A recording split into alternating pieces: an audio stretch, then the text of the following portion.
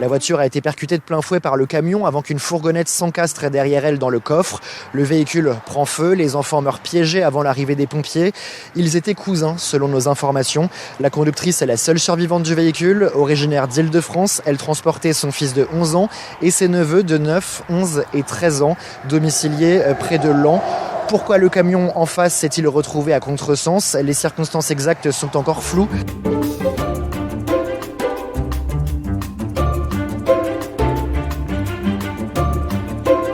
À notre arrivée, un des véhicules était totalement embrasé. La conductrice était dégagée à l'écart du véhicule et prise en charge déjà par des premiers témoins que les sapeurs-pompiers ont pris ensuite le relais.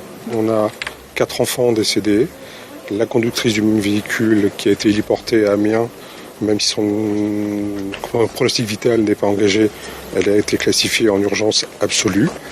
Et on a, en parallèle de cette intervention, un blessé léger conducteur d'un des autres véhicules et 2 témoins choqués qu'on a dû prendre en charge.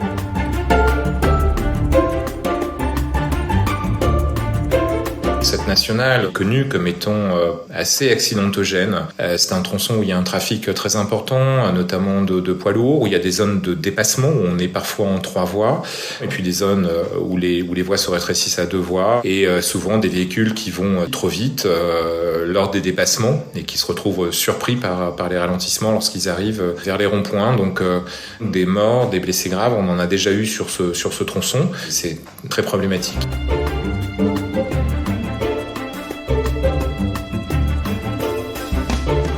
Brûlé vivant, pauvre gosse.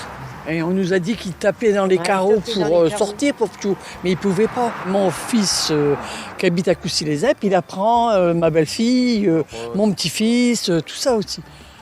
Voilà, c'est ça le pire.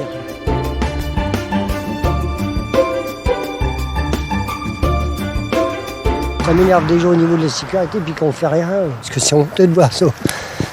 Moi j'ai connu ça il y a 1 an et demi, il y a déjà une dame qui a perdu ses 2 enfants et c'est pas normal de voir ça.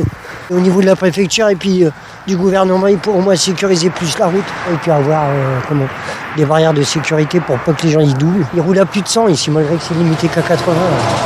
Et à chaque fois c'est pareil.